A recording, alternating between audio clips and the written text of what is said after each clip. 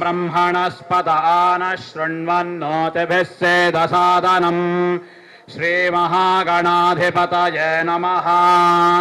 प्रणो देवे सरस्वते वाजभिर्वाजिनीवते धीनामवित्र्यवत् श्रीमहासरस्वत्यै नमः।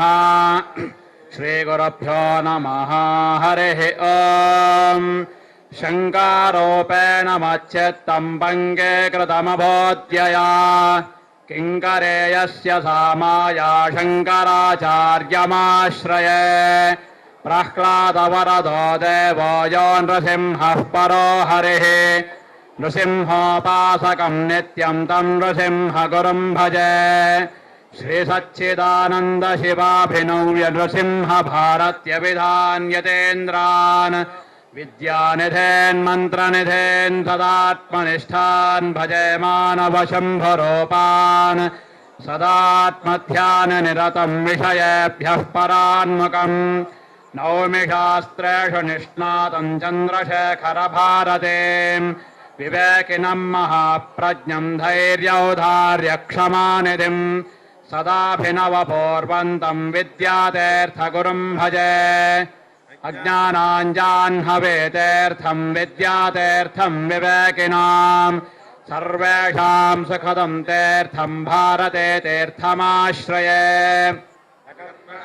प्रजया धनेन त्यागेनैके अमृतत्वमानशुः परेण नाकन्निहितम् गुहायान् विभ्राजते तद्यदयो विशन्ते वेदान्त विज्ञान सुनिश्चितार्थाः सन्न्यासयोगाद्यतयः शुद्धसत्त्वाः ते ब्रह्मलोके तु परान्तकाले परामृतात् परिमुच्यन्ति सर्वे दह्क्रम् विपापम् परमेश्वभूतम् यत्पुण्डरीकम् पुरमध्यसर्गस्थम् तत्रापि दह्क्रम् गगनम् विशागस्तस्मिन् यदन्तस्तदुपासितव्यम् यो वेदादस्वरः प्रोक्तो वेदान्ते च प्रतिष्ठितः तस्य प्रकृतिलीनस्य यः परः स महेश्वरः श्रीमत्परमहंसपरिव्राजकाचार्यवर्या पदवाक्यप्रमाणपारावारपारेण यमनियमासनप्राणायामप्रत्याहारा धारणाध्यानसमाध्यष्टाङ्गयोगानुष्ठाननिष्ठा तपश्चक्रवर्ते अनाद्यविच्छिन्न श्रीशङ्कराचार्य गुरुपरम्परा प्राप्ता षट्दर्शनस्थापनाचार्या व्याख्यानसिंहासनाधीश्वरा सकलनिगमागमसारहृदया साङ्ख्यत्रयप्रतिपादका वैदिकमार्गप्रवर्तका सर्वतन्त्रस्वतन्त्रा आदिराजधानी विद्यानगरमहाराजधानी कर्णाटक सिंहासन प्रतिष्ठापनाचार्या श्रीमद्राजाधिराज गुरुभोमण्डलाचार्या ऋष्यशृङ्गपुरवराधेश्वरा तुङ्गभद्रातीरवासी श्रीमद्विद्याशङ्करपादपद्माराधका श्रीमज्जगद्गुरो श्रीमदभिनवविद्यातीर्थमहास्वामि गुरुकरकमलसञ्जाता श्रीमज्जगद्गुरो श्रीमद्भारतीतीर्थमहास्वामिनाम् दिव्यश्रीचरणारविन्दयोः साष्टाङ्गप्रणामान् समर्पयामः।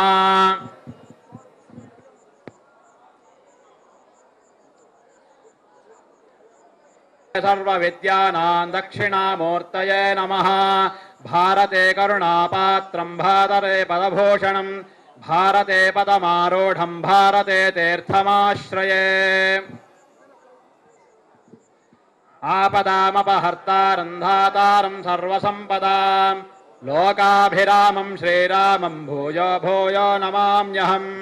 मनोजवम् मारुततुल्यवेगम् जितेन्द्रियम् बुद्धिमताम् वरिष्ठम् वातात्मजम् वानरयोतमुख्यम् श्रीरामदूतम् शिरसा नमामि।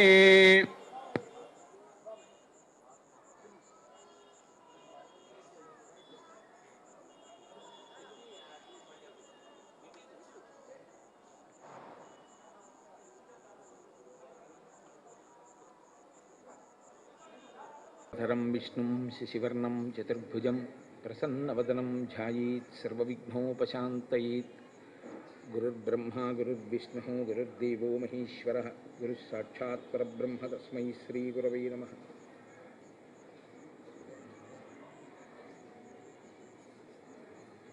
వ్యాసాయ విష్ణురూపాయ వ్యాసరూపాయ విష్ణవే నమో వై బ్రహ్మనిధయే వాసిష్ఠాయ నమో నమః. కూజంతం రామ రామేతి మధురం మధురాక్షరం ఆరుహ్య కవితాశాఖాం వందే వాల్మీకికోకిలం. శృతిస్మృతిపురాణానాం ఆలయం కరుణాలయం నమామి భగవత్పాదశంకరం లోకశంకరం. వాగర్థావివ సంపృక్తౌ వాగర్థప్రతిపత్తయే జగతః పితరౌ వందే పార్వతీపరమేశ్వరౌ. సూక్తిం సమగ్రయతున స్వయమేవ లక్ష్మీః శ్రీరంగరాజమహిషీమధురైః కటాక్షైః. వైదగ్ధ్యవర్ణగుణగుంభనగౌరవైర్యాం కండూలకర్ణకుహరాः కవయోధయంతి.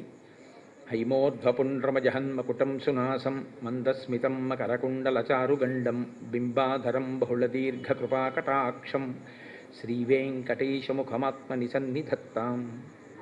మనోజవం మరుతతుల్యవేగం జితేంద్రియం బుద్ధిమతాం వరిష్టం వాతాత్మజం వనరయూధముఖ్యం శ్రీరామదూతం శిరసా నమామి. ఆపదామపహర్తారం దాతారం సర్వసంపదాం లోకాభిరామం శ్రీరామం భూయో భూయో నమామ్యహం. శ్రీరామచంద్రం శ్రితపారిజాతం సీతాముఖాంబోరుహచంచరీకः సమస్తకల్యాణగుణాభిరామः నిరంతరం మంగళమాతనోతు. సింధూరారుణవిగ్రహాం త్రినయనాం మాణిక్యమౌళిస్ఫురత్తారానాయకశేఖరాం స్మితముఖీం ఆపీనవక్షోరుహాం పాణిభ్యాం అళిపూర్ణరత్నచషకం రక్తోత్పలం బిభ్రతీం సౌమ్యాం రత్నఘటస్థరక్తచరణాం ధ్యాయేత్ పరేదంబికాం. హరి ఓం. పరమేశ్వర స్వరూపైన సభకి నమస్కారం.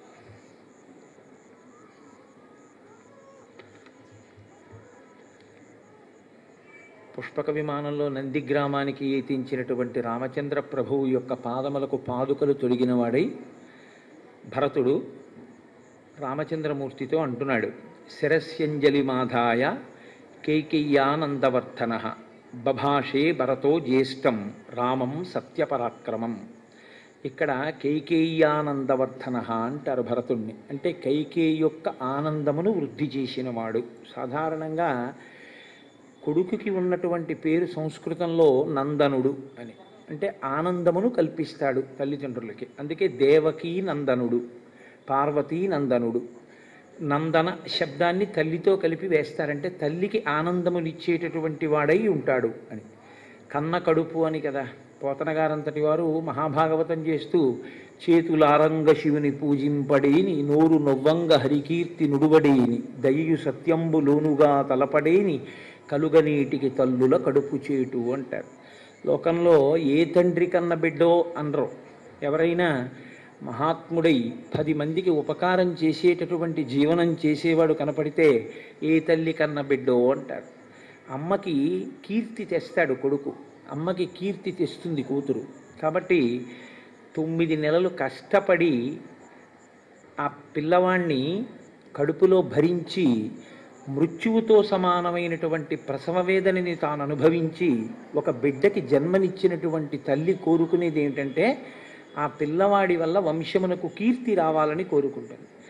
కీర్తికి కారణం 10 మందికి ఉపకరించేటటువంటి జీవన విధానాన్ని కలిగి ఉండడం. కాబట్టి ఇక్కడ ఎలా కైకేయానందవర్ధన అయ్యాడు అంటే, కైకేయికి నిజంగా రామచంద్రమూర్తికి రాజ్యం ఇవ్వకూడదని, భరతుడికి రాజ్యం ఇవ్వాలని ఆవిడ హృదయంలో ఉన్నటువంటి సంకల్పం కాదు.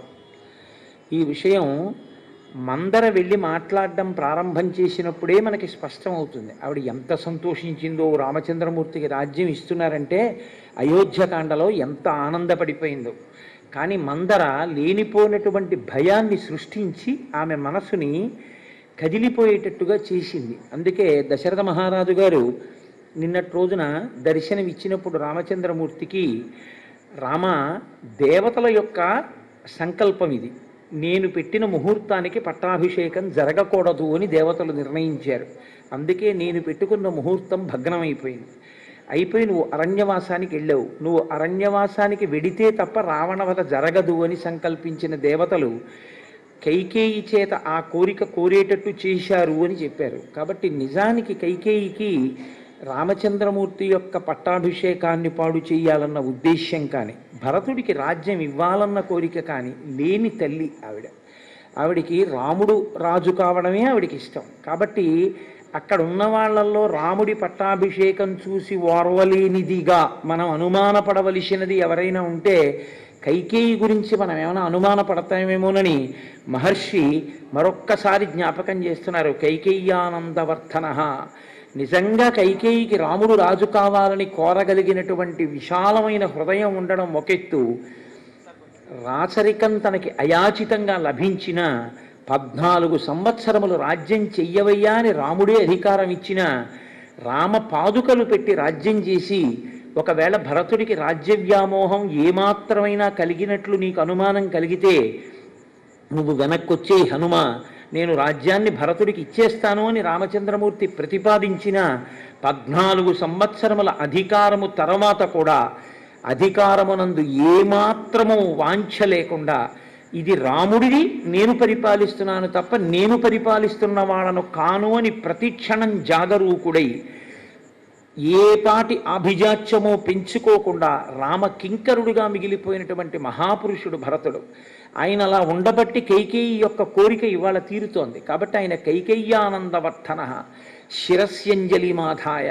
ఇప్పటిదాకా తాను అధికారంలో ఉన్నాడు, తానే పరిపాలన చేశాడు. అయినా రాముణ్ణి చూసేటప్పటికీ ఎంత వినయం అంటే ఆయనకి శిరస్యంజలి మాధాయ. ఇది ఈ వినయం పెద్దల్ని చూసినప్పుడు ఆ గౌరవంతో ప్రవర్తించగలగడం పుట్టుకతో రావాలి. రాకపోతే ఏమవుతుందంటే ఎవరిని ఎక్కడ గౌరవించాలో చేతకాంతనం అలవాటు అవుతుంది. కర్తవ్యము కృతం కార్యం సతాం మన్యుమిదీరయేత్. పెద్దలకి కోపం వస్తే ఎందుకు వస్తుందంటే చెయ్యవలసిన పనిని చెయ్యవలసిన సమయంలో చెయ్యకపోవడం వల్లే కోపం వస్తుంది. కాబట్టి ఎప్పుడైనా ఎవరైనా జ్ఞాపకం పెట్టుకోవలసింది ఏమిటంటే ఏ సందర్భంలో ఎక్కడ ఏ కాలంలో ఎవరిని గౌరవించాలో ఆ గౌరవాన్ని ఇవ్వడం చేతనైతేనే ఆయా స్థానములను అలంకరించవలసి ఉంటుంది. అది చేత కాకపోతే వాళ్ళకి ప్రమాదం, పెద్దల యొక్క ఆగ్రహాన్ని పొందుతారు. కాబట్టి అలా కాకూడదు అంటే ఆయా కాలముల యందు ఆయా సందర్భముల యందు ఎవరిని ఎలా గౌరవించాలో నేర్చుకుని ఉండాలి. ఇది భరతుడు మళ్ళీ మనకి చూపిస్తాడు. శిరస్యంజలి మాధాయ. ఎంత వినయం మహానుభావుడికి! శిరస్సు యందు 2 చేతులు దోసిలి కట్టి అంజలి ఘటించి పరమ వినయంతో రామచంద్రమూర్తి దగ్గరికి వచ్చి బభాషే భరతో జ్యేష్ఠం రామం సత్యపరాక్రమం. సత్యపరాక్రముడైనటువంటి రాముడు అంటారు మహర్షి. ఆయన ఎప్పుడు అనుష్ఠించినా అదే మారనటువంటి పరబ్రహ్మమునందు రమించడానికి మారేటటువంటి ధర్మాన్ని పట్టుకున్నటువంటి వాడు రామచంద్రమూర్తి. అందుకే సత్యమేవేశ్వరో లోకే సత్యం పద్మాశ్రితా సదా సత్యమూలాని సర్వాణి సత్యాన్నాస్తి పరమం పదం అంటాడు. నాకు సత్యమే సర్వస్వం, సత్యమునే లక్ష్మి ఆశ్రయించి ఉంది. అలా ఆశ్రయించినటువంటి సత్యమును నేను విడిచిపెడితే నేను సమస్తము పోగొట్టుకుంటాను, నాకు సత్యమే కావాలంటాడు రాముడు. కాబట్టి సత్యమే పరాక్రమముగా కలిగినటువంటి వాడు. సత్యపరాక్రముడైనటువంటి రాముడితో భరతుడు మాట్లాడుతున్నాడు. పూజిత మామికా మాత దత్తం రాజ్యం ఇదం మమ తద్దదామి పునస్తుభ్యం యథాత్వమదదామమ. నాయన రామ, మహానుభావ, నువ్వు పూజిత మామికా మాత, మా అమ్మ మాటకి ఎంత గౌరవించావయ్యా! నిజంగా ఆ రోజున దశరథ మహారాజు గారు ఒక స్త్రీ మాటకి నేను కట్టుబడ్డాను, ఈమె వరములన్న పేరుతో నన్ను నిర్బంధిస్తోంది, రామా నువ్వు నన్ను ఖైదు చేసి రాజ్యం పుచ్చుకో అన్నారు.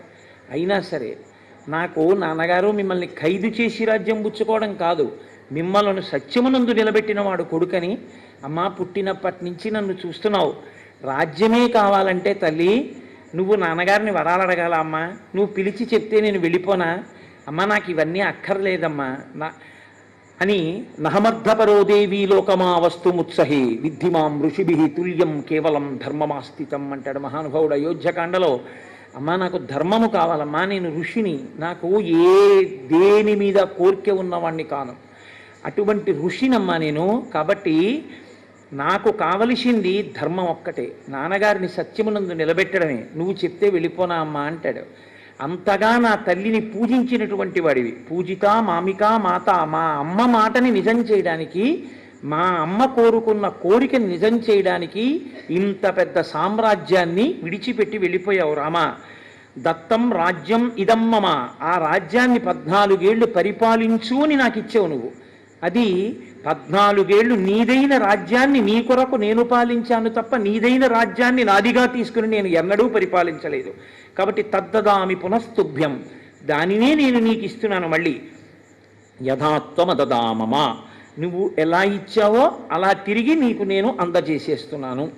ఇది మనుష్యుడిగా జన్మించినటువంటి ప్రతి వాడు కూడా ఈశ్వరుని విషయంలో జ్ఞాపకం ఉంచుకోవలసినటువంటి మాట. ఏ విభూతి మనకి కలిగినా అది ఈశ్వరానుగ్రహమే. తిరిగి మనం ఎవరికి సమర్పించవలసి ఉంటుందంటే దాన్ని ఈశ్వరుడికే సమర్పించడం నైవేద్యం. ఆయనకే సమర్పించి ప్రసాదంగా అనుభవించిన వాడెవరో వాడు ధన్యాత్ముడు. కాబట్టి ఆయన అంటాడు, ధురమే కాకినాన్యస్తాం ఋషభేణ బలీయస కిశోరవద్గురుం భారం నవోఢుం అహముత్ససే. అన్నయ్య, ఎక్కడైనా లోకంలో ఒక గుర్రం యొక్క వేగాన్ని ఒక గాడిద అందుకోగలదా? 2 ప్రాణులు ఒక్కలా ఉంటాయని. హంస ఎలా నడుస్తుందో అలా ఒక కాకి నడవగలదా అన్నయ్య? నువ్వు ఒక్క విషయాన్ని బాగా ఆలోచన చెయ్యి. యథాచారోపితో వృక్షో జాతశ్చాంతర్నివేశనే మహాంశ్చ సుదురారోహో మహాస్కంధ ప్రశాఖవాన్ శీర్యేత పుష్పితో భూత్వా న ఫలాని ప్రదర్శయన్ తస్యవానుభవేద్దర్థం యస్య హేతోః సరోప్యతే. ఒక యజమాని ఒక చెట్టు నాటాడు. అది చాలా పెద్ద చెట్టు అయింది. ఆయన అది మంచి పళ్ళిస్తుంది అనుకున్నాడు. పెద్ద పెద్ద కొమ్మలు వచ్చాయి, చాలా గొప్ప పువ్వులు వచ్చాయి, కాయలు కాసింది, పళ్ళు పండి. కానీ అది మాత్రం పళ్ళు పండలేదు, పువ్వులతో ఆగిపోయింది, కాయలు కూడా కాయలేదు. ఇప్పుడు ఆ చెట్టు నాటినటువంటి వ్యక్తి ఇది మంచి పళ్ళిస్తుందనుకుంటే ఇంత పెద్ద చెట్టు అయింది, పుష్పించింది, కానీ పిందె లేదు, కాయలేదు, పండు లేదని ఎలా బాధపడతాడో అలా నీవు రాజ్యం చెయ్యాలి అని ధర్మాత్ముడైన వాడు రాజ్య పరిపాలన చెయ్యడానికి నాకు కొడుకుగా కావాలి అని నాన్నగారు అశ్వమేధయాగం పుత్రకామేష్టి చేశారు. అటువంటి ధర్మాత్ముడివి నువ్వు కొడుకుగా పుట్టావు. పుట్టి కూడా ఇప్పుడు నువ్వు రాజ్య స్వీకారం చేయకపోతే అదిగో పళ్ళు పండని చెట్టు ఎలా ఉంటుందో అన్నయ్య అలా ఉంటుంది. కాబట్టి నువ్వు రాజ్యాన్ని స్వీకరించవలసి ఉంటుంది. నువ్వు గొప్ప భోగములకు ఐశ్వర్యమునకు తగినవాడవు, కానీ 14 సంవత్సరముల పాటు కటిక నేల మీద పడుకున్నావు. నీ చేతిని తలగడగా పెట్టుకుని పడుకున్నావు. నీ చేతిని తలగడగా పెట్టుకుని పడుకోవలసినటువంటి సీతమ్మ ఎక్కడో అశోకవనంలో శిశుపా వృక్షం కింద అలా ఏడుస్తూ ఆ తల్లి ఉండిపోయింది. అన్నయ్య, ఇక నుంచి నువ్వు అలా ఉండడానికి వీల్లేదు. ఈ క్షణం నుంచి తూర్య సంఘాత నిర్ఘోషై కాంచీనూపుర నిస్వనై మధురైర్గీత శబ్దైశ్చ ప్రతిబుద్ధస్య రఘవ. అన్నయ్య, నీవిక నుంచి నిద్ర లేవడం అన్నది గొప్ప మంగళధ్వనుల మధ్య, తూర్యనాదముల మధ్య, గొప్ప స్త్రీల యొక్క వడ్డాణముల యొక్క చప్పుడు, గాజుల చప్పుడు మధ్య నువ్వు నిద్ర లేవాలి. అంటే అంతఃపుర స్త్రీల మధ్యలో నీవు చాలా గొప్పగా హంసతూలికాతల్పమునందు శయనించిన వాడవై నిద్ర లేవాలి తప్ప అన్నయ్య నువ్వు ఇలా కష్టపడకూడదు. యావదావర్తతే చక్రం యావతీచ వసుంధర తావత్వమిహ సర్వస్య స్వామిత్వం అనువర్తయ. స్వామి అంటారు. స్వామి అన్న మాట ఇద్దరి ఎందే ప్రయోగించాలి. ఎవరిని పడితే వాళ్ళని పట్టుకుని స్వామి అనకూడదు, ఇద్దరినే స్వామి అనాలి. ఒకటి, స్వామి అన్న మాట భర్తకి చెల్లుతుంది. భార్య భర్తని స్వామి అని పిలవచ్చు. 2, ఈశ్వరుణ్ణి సరే స్వామి అంటాం, కానీ యథార్థమునకైతే అమరకోశం బట్టి స్వామి అన్న మాట ఎవరికి చెల్లుతుందంటే ఒక్క సుబ్రహ్మణ్యేశ్వరుడికి, ఆయనకు ఒక్కరికే స్వామి అన్న నామం అన్వయం అవుతుంది. మిగిలిన వాళ్ళకి స్వామి అన్న నామం అన్వయం అవుతుందని అమరకోశం చెప్పలేదు, కానీ మనం అంటాం, దానికేం పెద్ద దోషమేం కాదు. ఎందుకంటే అందరూ ఆ స్వరూపంగానే మనం భావన చేస్తాం కాబట్టి దాన్ని పెద్ద పట్టించుకోవలసిన విషయం కాదు. కానీ స్వామి అని పిలిస్తే మాత్రం ఇద్దరినే పిలవాలి అని శాస్త్రవాక్కు. ఈశ్వరుణ్ణి అలా ఉంచండి. 1, స్త్రీ భర్తని పిలవాలి. 2, ఒక్క గురువు గారికి మాత్రమే స్వామి అన్న మాట చెల్లుతుంది. ఒక గురువు గారిని పిలిచి సంబోధించేటప్పుడు స్వామి అని పిలిచి సంబోధించవచ్చు. ఎందుకంటే స్వామి అంటే సమస్తము తనదైనవాడు, కేవలము తన సంకల్పము చేత శిష్యులను అనుగ్రహించగలిగినవాడు, ఆయన కోపము చేత నశింపచేయగలిగినవాడు. అందుకని ఆయన సృష్టికర్త, స్థితికర్త, ప్రళయకర్తగా ఉండగలిగినవాడు, అంతటి ఉపాసన బలమున్నవాడు. కాబట్టి అందుకని సర్వతంత్ర స్వతంత్ర అని పిలుస్తూ ఉంటాం గురుస్తోత్రంలో. అటువంటి మహనీయులు కాబట్టి గురువు గారి దగ్గరికి వెళ్ళి సంబోధించినప్పుడు హే స్వామిన్ అని పిలుస్తూ ఉంటారు. స్వామి అన్న సంబోధన ఉంది. భరతుడు ఇవాళ స్వామి అని పిలుస్తున్నాడు. స్వామి అని పిలుస్తున్నాడంటే ఒక్కటే కారణం, ఆయన యందు ఈశ్వరతత్వాన్ని చూశాడు అని గుర్తు. ఒక గురుతత్వాన్ని చూశాడు తప్ప కేవలం ఒక అన్నగారిని చూసి మాట్లాడుతున్నవాడు కాడు. ఎందుకంటే అన్నగారిని స్వామి అన్న మాటతో సంబోధన లేదు.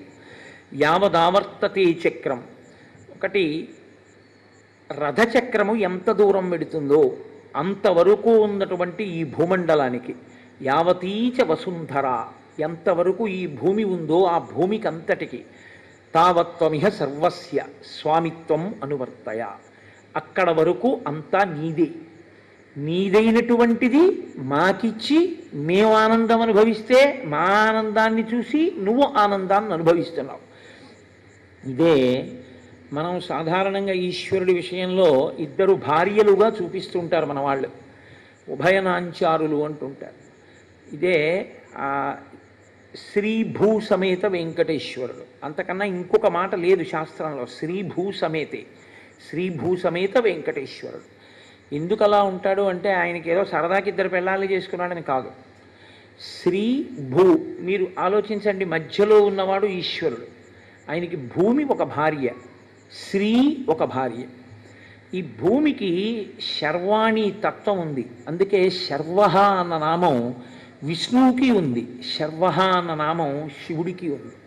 శివుని యొక్క అష్టమూర్తుల్లో ఒక నామం శర్వ, అందుకే శర్వాయ దేవాయ నమః అంటాం.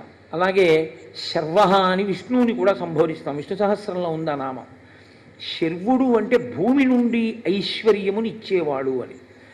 ఐశ్వర్యం ఎక్కడి నుంచి వస్తుందంటే భూమిలోంచే వస్తుంది.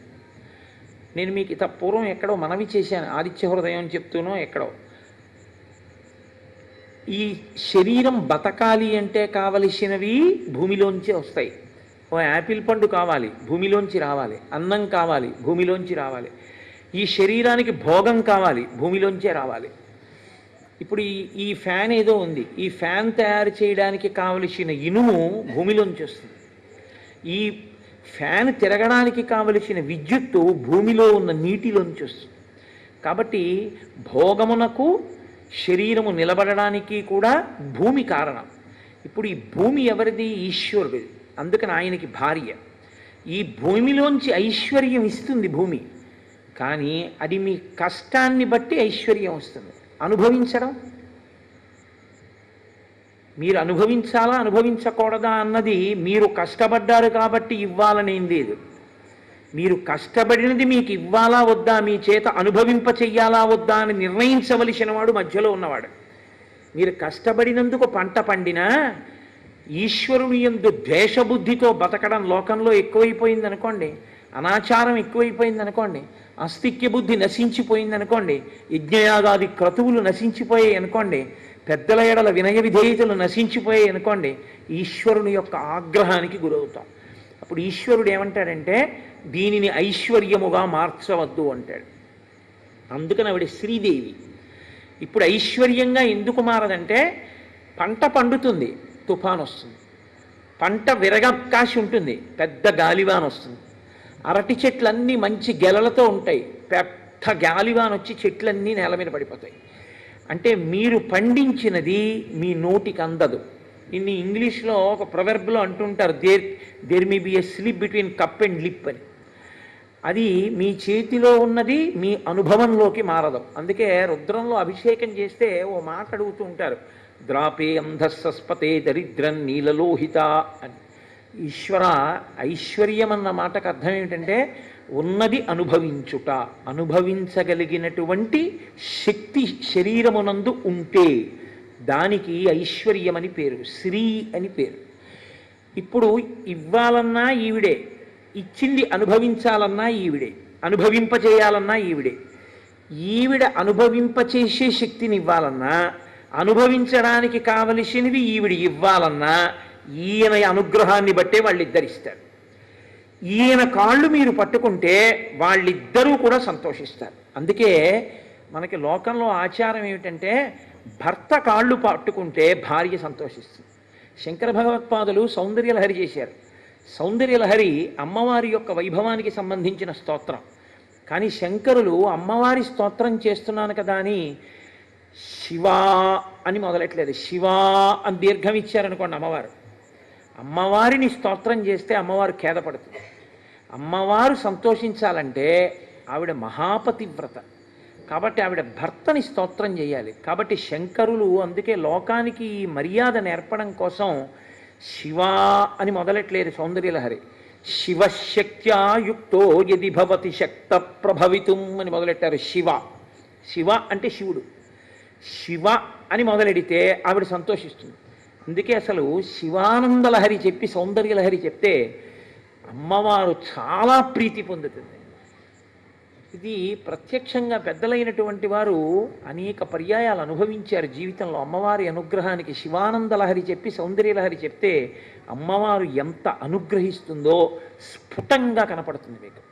కాబట్టి నీవు యావదావర్తతే చక్రం యావతీ చ వసుంధర తావత్వం ఇహ సర్వత్వం స్వామిత్వం అనువర్తయ.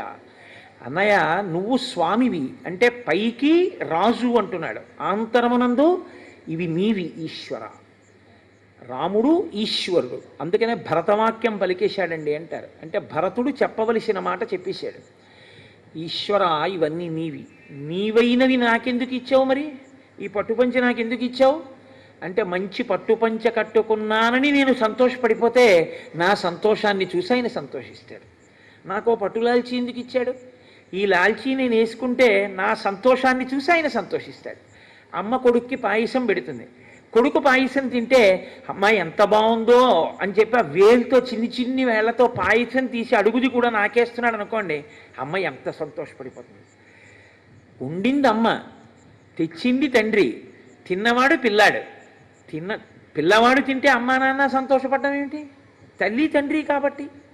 కాబట్టి వాళ్ళిద్దరెవరు లోకానికి సీతారాములు, వాళ్ళే తల్లిదండ్రులు, వాళ్ళిద్దరే పార్వతీ పరమేశ్వరులు. అందుకే వాగర్ధావివ సంపృక్తవు వాగర్ధ ప్రతిపత్తయే జగత పితరౌ వందే పార్వతీ పరమేశ్వరం. పార్వతీ పరమేశ్వరం లక్ష్మీనారాయణులనండి, పార్వతీ పరమేశ్వరులనండి వాళ్ళే. కాబట్టి ఈశ్వర నీదైనది నాకు ఇస్తున్నావు, అది నేను పుచ్చుకొని సంతోషిస్తే నా సంతోషాన్ని చూసి నువ్వు సంతోషిస్తావు, అటువంటి వాడివి. ఇది ఆంతర ప్రతిపాదన. బాహ్యమునందు రామ ఇది నీది, ఈ భూమండలం, ఈ రాజ్యం నీది, నీదైన దాన్ని నన్ను పరిపాలించమన్నావు, పరిపాలించాను. కాబట్టి ఇప్పుడు నువ్వు దాన్ని మళ్ళీ స్వీకరించు. భరతస్య వచశ్రుత్వా రామ పరపురంజయ తదేతి ప్రతిజగ్రాహ నిశసాదాసనే శుభే. ఆయన అన్నాడు స్వీకరించాను. ఒక్క సంకల్పం చేశాడు ఆయన, ఒక్క మాట అన్నాడు, భరత నీ సంతోషించాను, స్వీకరించాను అని ఒక ఉచితమైనటువంటి ఆసనంలో ఆయన కూర్చున్నాడు. పూర్వంతు భరతే స్నాతే లక్ష్మణీచ మహాబలే సుగ్రీవే వానరేంద్రీచ రాక్షసేంద్రే విభీషణే. ఆయన మర్రిపాలు పోసుకుని జటలు కట్టేసుకున్నాడు జుట్టునంతటిని. అయోధ్యకాండలో విన్నారుగా మీరు. ఇప్పుడు ఆయన పట్టాభిషేకం చేసుకోవాలి. పట్టాభిషేకం చేసుకోవాలంటే రామచంద్రమూర్తి నిత్యాగ్నిహోత్రీకుడు, మహానుభావులు నిత్యాగ్నిహోత్రీకులంటే అసలు ఆ వర్చస్సు, ఆ వినయం. మొన్న ఇక్కడికి మే 11వ తారీఖు సాయంకాలం విజయవాడ నుంచి హరిప్రసాద్ గారు తీసుకొస్తే వాళ్ళ దర్శనం చేత పునీతులమయ్యాం మనందరం. వాళ్ళు సాయంకాలం అగ్నిహోత్రం చేసుకుని ఇక్కడికి వచ్చారు. ఎంత వినయమో, ఎంత విధేయతో. చదువుకోవడం వేరు, వినయం ఉండడం వేరు. ఏదో తెలుసు అనుకోవడం వేరు, దాని చేత ధూర్తతనం ప్రబలడం వేరు. ఆ ధూర్తతనం ఉన్నప్పుడు ఏదీ రాణించదు ఆ వినయం లేకపోతే. కాబట్టి రామచంద్రమూర్తి దగ్గరికి ఆ క్షురకర్మలో నిపుణులైన వాళ్ళని తీసుకొచ్చారు. తీసుకొస్తే ఆయన అన్నారు, నేను కాదు ముందు జటలు తీయించుకోవలసిన వాడిని, ముందు భరతుడికి లక్ష్మణుడికి శత్రుఘ్నుడికి తీయించండి అన్నారు. ఆయన నిత్యాగ్నిహోత్రీకుడు, మారీచుడంతటి వాడు. ఆయన గురించి చెప్తూ ఏకవస్త్రధరో ధన్వీ శిఖీ కనకమాలయ అని చెప్పాడు. ఆయన శిఖ పెట్టుకుని ఉంటారు. పట్టాభిషేకం వేళటికి యథార్థానికి ఆయన యథార్థమైనటువంటి మూర్తి ఏమిటి అంటే ఆయన బోడిగుండుతో పిలకతో ఉన్నారు. ఎందుకంటే ఆయన క్షురకర్మ చేయించుకున్నారు, చేయించుకుని శిఖతో మాత్రమే ఉన్నారు ఆయన. ఎందుకంటే ఆయనకి ఆచారము పట్ల, సంప్రదాయము పట్ల ఆయనకున్న మర్యాద అటువంటిది రామచంద్రమూర్తికి. కాబట్టి పూర్వంతు భరతే స్నాతే, ఆయన అన్నారు నేను కాదు ముందు స్నానం, తమ్ముడికి చేయించండి అన్నారు. ఆయన ప్రేమ అటువంటిది. నేను ముందు భరతుడికి స్నానం చేయించారు, లక్ష్మణీచ మహాబలి, తర్వాత లక్ష్మణుడికి చేయించారు, సుగ్రీవే వానరేంద్రీచ, ఆ తర్వాత మిత్రుల్ని కూడా ఆయన అంత జ్ఞాపకం పెట్టుకుంటారు, సుగ్రీవుడికి చేయించారు, రాక్షసేంద్రే విభీషణే, తర్వాత రాక్షసేంద్రుడైనటువంటి విభీషణుడికి కూడా స్నానం చేయించారు. ఆ జటలనన్నిటినీ కూడా విసర్జించారు, మంచి వస్త్రాన్ని కట్టుకున్నారు. సీతమ్మ తల్లికి ప్రతికర్మచ సీతాయా సర్వా దశరథ స్త్రియ ఆత్మనైవ తదా చక్రు మనస్విన్యో మనోహరం. దశరథ మహారాజు గారి యొక్క ముగ్గురు భార్యలు కౌసల్య, సుమిత్ర, కైకేయి. లోకంలో ఇదొక విచిత్రమైనటువంటి లక్షణం. కౌసల్య, సుమిత్ర, కైకేయి ముగ్గురు భార్యలు దశరథ మహారాజు గారికి. ముగ్గురు భార్యలు ఉన్నటువంటి దశరథుడికి 4 కొడుకులు ఉన్నారు, కానీ కూతుళ్ళు లేరు. కాబట్టి వాళ్ళకి సంతోషం ఏమిటంటే, 3 కొడుకులు ఉన్నారు కానీ ఓ జడేద్దామంటే లేదు, ఓ పువ్వులు ఎడదామంటే లేదు, చక్కగా ఏదో వాళ్ళకు ఓ బొట్టు ఓ చక్కగా బొట్టు కాటుగో ఇవి పెడదామంటే లేదు. కూతుళ్ళు లేనటువంటి కొడుకులు మాత్రమే ఉన్న తల్లికి చాలా ముచ్చట ఒకటి ఉంటుంది. కోడలు ఎప్పుడు వస్తుందా అని ఎదురు చూస్తుంది ఆవిడ. ఎదురు చూడడం కాదు, నిజంగా ఆ అత్తగారి మనసులో అమ్మగారు ఉంటుంది, అమ్మ ఉంటుంది. ఎందుకో తెలుసా అండి? అటువంటి అత్తగారు కోడలని కూడా చూడదు, జడ వేస్తుంది, పువ్వులు పెడుతుంది, కాటుక పెడుతుంది, బొట్టు పెడుతుంది. అప్పుడు ఆ అత్తగారు అమ్మే. అసలు నిజానికి గొప్పతనం ఏమిటో తెలుసా అండి? అమ్మలో అమ్మతనం ఉండడం గొప్పతనం కాదు, అత్తగారిలో అమ్మతనం ఉండడమే చాలా గొప్ప విషయం. అత్తగారు అమ్మగా అత్తగారిలో అమ్మని చూసుకుని అత్తగారితో అలా కోడలు కలిసిపోవాలి. కోడల్లో కోడల్ని కూతుర్ని చూసుకుని అత్తగారు మురిసిపోవాలి, కూతురు ఉన్నా కూడా. మీరు ఒకటి ఆలోచించండి, నాకో కూతురు ఉంది, నా కూతురికి సుఖం అన్న మాటకు అర్థం ఏంటి? నేను ఎంత చేసినా నా మనసులో ఒక వెలితితనం ఉంటుంది. నేను చేయడం కాదు ఇవన్నీ, వాళ్ళ ఆయన చెయ్యాలి, వాళ్ళ అత్తవారు చేస్తే బాగుంటుందని ఉంటుంది. వాళ్ళ అత్తవారి వల్ల తృప్తి పొందితే నా కూతురు నేనెంతో సంతోషిస్తాను. ఏమి నా కూతురు అయితే ఆ న్యాయమా? రేపు నా కోడలు వస్తే అప్పుడు నా కోడలు ఎక్కడ సుఖపడాలి? నా దగ్గర సుఖపడాలి. మామగారిని అయినందుకు ఏమిటి నా పెద్దరికం? నా కోడలు ఎక్కువ సంతోషించాలి. ఒకసారి కూతురికి కొడుక్కి కూడా పెళ్లి చేశాక కూతురు అల్లుడు, కొడుకు కోడలు 4 తీసుకుని పండక్కి బట్టలు కొనడానికి వెళ్ళాను అనుకోండి, నేనైతే నా జీవితాంతం అంతే. నా కూతురు ఎలా అత్తవారింట్లో సుఖపడాలని కోరుకుంటానో, ఒకవేళ నా కూతురు వాళ్ళ వదిన ఇద్దరూ కలిసి, అంటే కూతురు కోడలు కలిసి ఇద్దరూ 10,000 రూపాయల పట్టు చీరలే కొనుక్కున్నా, నేను మాత్రం నా కోడలి బిల్లు నువ్వు వేసుకొని 10 రూపాయలు ఎక్కువ ఇచ్చేస్తాను. కోడలే, ఆ అమ్మాయి నా దగ్గర సుఖపడాలి, నా కూతురు అత్తవారింట్లో సుఖపడాలి. నీ కూతురైతే అత్తవారింట్లో సుఖపడాలని కోరిక, నీ కోడలైతే నీ దగ్గర సుఖపెట్టకుండా బాధ పెడతావా? తప్పు కదది. ఈ మర్యాద మీరు గమనించగలిగితే ఎంత అందంగా ఉంటుందో. సీతమ్మ తల్లి యందు కైకమ్మకి ఏ భేదము లేదనడానికి గుర్తేమిటో తెలుసా అండి? సీతమ్మ తల్లికి అలంకారం ఎవరు చేయక్కర్లా, ఆవిడే చేసుకుంటుంది. కాదుట, కౌసల్య, సుమిత్ర, కైకేయి ముగ్గురు కలిసి ఆవిడ యొక్క జడ దువ్వారట, ఆవిడికి కొప్పు వేశారట, ఆవిడికి పువ్వులు ఎట్టారట, కాటుకు ఎట్టారట, బొట్టు ఎట్టారట. ఎంత పొంగిపోయారోట ముగ్గురు అత్తగారులు. ఇంత గొప్ప కోడలు మా వంశప్రతిష్ఠ నిలబెట్టిందని. అత్తగారు మామగారు అంటే కోడల్ని అంత ప్రేమిస్తారు అని శాస్త్రవాక్కు. కాబట్టి వాళ్ళు ప్రతికర్మచ సీతాయా సర్వా దశరథ స్త్రియ ఆత్మనైవ తదా చక్రు మనస్విన్యో మనోహరం. శ్రీరామాయణం అందుకే కేవలం వినేది కాదు అని నేను మీకు మనవి చేస్తుంటా. శ్రీరామాయణం విన్నవాడి బుద్ధిలో ఖచ్చితంగా ఒక మార్పు ఉంటుంది. తతో వానరపత్నీనాం సర్వేషామేవ శోభనం చకారయత్నాత్ కౌసల్య ప్రహృష్ట పుత్రలాలస. ఇంతకాలం తర్వాత కొడుకుని చూసుకున్నటువంటి కౌసల్య, నా కొడుకు ఇవాళ ఈ అభ్యున్నతిని పొందడానికి కారణమైనటువంటి వాళ్ళు వానరనాయకుడైన సుగ్రీవుడు, రాక్షసనాయకుడైన విభీషణుడని పట్టుపట్టి వానరనాయకుడైన సుగ్రీవుడి యొక్క భార్యలకి అలంకారాలు చేసిందిట. వాళ్ళు కామరూపులు, మానవ రూపంలో ఉన్నారు. ఇప్పుడు రామచంద్రమూర్తిని శత్రుఘ్నుడు ఒక రథాన్ని పూంచి తీసుకొచ్చి అక్కడ నిలబెట్టి, అన్నయ్య రథం ఎక్కువ అన్నాడు. తత శత్రుఘ్నవచనాత్ సుమంత్రో నామ సారథి యోజయిత్వాభిచక్రామ రథం సర్వాంగశోభనం అర్కమండల సంకాశం దివ్యం దృష్ట్యా రథోత్తమం ఆరురోహ మహాబాహు రామ సత్యపరాక్రమం. ఆ సుమంత్రుడికి చెప్పి ఒక రథాన్ని తీసుకొచ్చి శత్రుఘ్నుడు మేలైన గుర్రములతో పూంచినటువంటి దాన్ని సూర్యమండలంలో ఉన్నటువంటి రథాన్ని అక్కడ పెట్టాడు. మహానుభావుడైనటువంటి రామచంద్రమూర్తి ఆ రథాన్ని అధిరోహించారు. సుగ్రీవుడు హనుమంతుడు మొదలైనటువంటి వాళ్ళు గొప్ప కాంతి కలిగినటువంటి కుండలములు ధరించినటువంటి వారై ఆ నందిగ్రామం దగ్గర నుంచి అయోధ్యా పట్టణానికి బయలుదేరారు. అలాగే సుగ్రీవ పత్నులు సీతమ్మ తల్లితో కలిసి ఆ నగర వీధులన్నీ చూస్తూ వెళ్ళడం కోసమని వాళ్ళు బయలుదేరారు. ఇప్పుడు రామచంద్రమూర్తి పట్టాభిషేకం కోసం నందిగ్రామం నుంచి అయోధ్య వరకు అందరూ కలిసి బయలుదేరారు.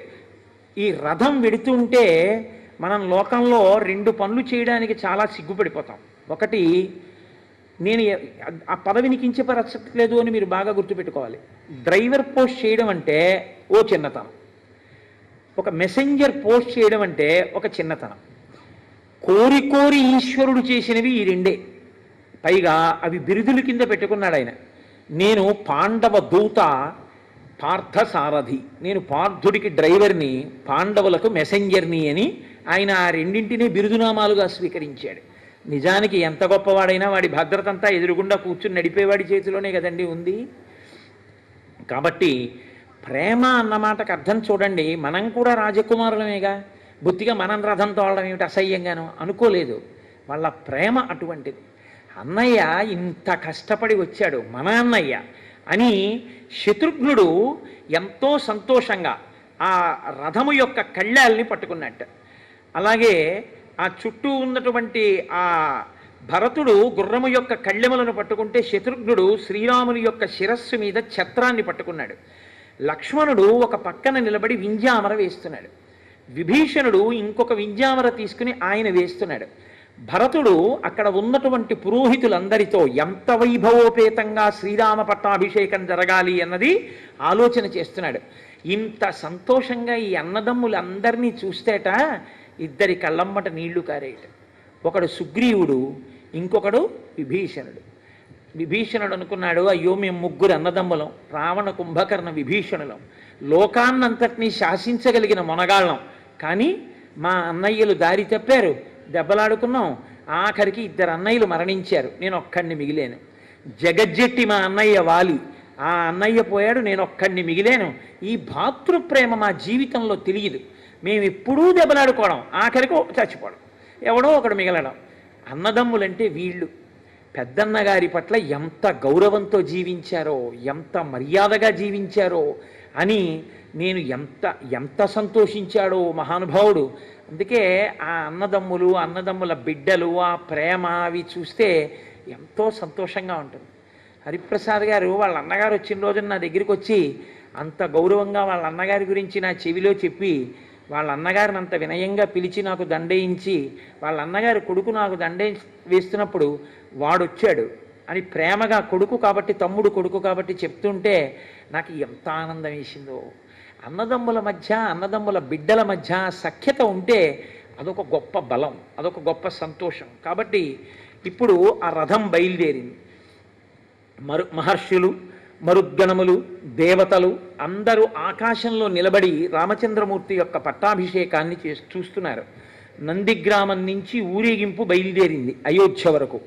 ఎప్పుడూ కూడా ఊరేగింపుకు ముందు ఒక పెద్దవాళ్ళు కొంతమంది వెడుతూ ఉండాలి తప్ప ఊరిరిగింపునకు ముందు పెద్దవాళ్ళు లేకుండా ఊరిరిగింపు వెళ్ళకూడదు. మనకది రామాయణమే నేర్పుతుంది. అందుకని రాజైన వాడు, పెద్దవాడు, మహానుభావుడు కాబట్టి దశరథ మహారాజు గారు కూర్చునేటటువంటి శత్రుంజయము అనేటటువంటి ఏనుగు మీద సుగ్రీవుణ్ణి కూర్చోపెట్టారు. కూర్చోపెట్టి ముందు భాగంలో ఆయన్ని నడిపించారు. తూర్యవాద్యములు, కరతాళధ్వనులు చేసేవాళ్ళు, మంచి స్వస్తివాక్యాలు పలికేటటువంటి బ్రాహ్మణోత్తములు ఆ ముందర వెడుతున్నారు. అక్షతలు పట్టుకున్నటువంటి వాళ్ళు కొందరు, బంగారు పాత్రలు పట్టుకున్న వాళ్ళు కొందరు. ఆ ముందు ఆవులు నడుస్తున్నాయి. ఆవుల వెనక కన్యలు నడిచారు. అక్షతం జాతరూపంచ గావః కన్యాస్తథా ద్విజాః నరా మోదకహస్తాశ్చ రామస్య పురతో యయుః. ఆ వెడుతున్నటువంటి వాళ్ళ చేతుల్లో పాత్రలు పట్టుకొని పాత్రల్లో మధుర పదార్థాలు పిండి వంటలు పట్టుకున్నారు. ముందు కన్యలు వెడుతున్నారు, కన్యల వెనక సువాసినులు వెడుతున్నారు, సువాసినుల వెనక పురుషులు వెడుతున్నారు, మధ్యలో రామచంద్రమూర్తి రథంలో కూర్చుని వెడుతున్నారు. ఆ వెనక మళ్ళీ కొంతమంది ఊరు పెద్దలు ఉన్నారు. ఎలా ఊరిరిగింపు వెళ్ళాలి అన్నది కూడా మనకి రామాయణం నేర్పుతుంది. ఇవాళ మనం ఊరిరిగింపు అలాగే వెళ్ళాం కదండి. పట్టాభిషేకానికి ఎలా వెళ్ళాలో అలాగే వెళ్ళాం. నేను మీతో మనవి చేసింది అదే, చదువు సుగ్రీవుడికి నా అంతఃపురాన్ని ఇయ్యి అన్నాడు. ఆయన్ని తీసుకెళ్లి రామచంద్రమూర్తి యొక్క అంతఃపురాన్ని సుగ్రీవుడికి విడిదిగా ఇచ్చారు. ఎంత స్నేహధర్మం చూపిస్తాడో చూడండి. కానీ వెళ్లే ముందు హంసతూలికా తల్పం అన్ని దానం చేసేసాడుగా, ఏమీ లేవు. అందుకని భరతుడు గబగబా తల్పాలు పరుపులు అన్నీ తెప్పించి అప్పటికప్పుడు సిద్ధం చేశాడు. అందరూ చక్కగా సుగ్రీవుడు ఆ భవనంలో చేరాడు.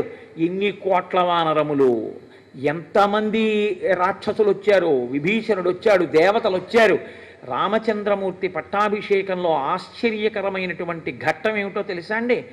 జాంబవాంశ్చ హనూమాంశ్చ వేగదర్శీ చ వానరాహ వృషభశ్చైవ కలశాన్ జలపూర్ణాన్ అథానయన్.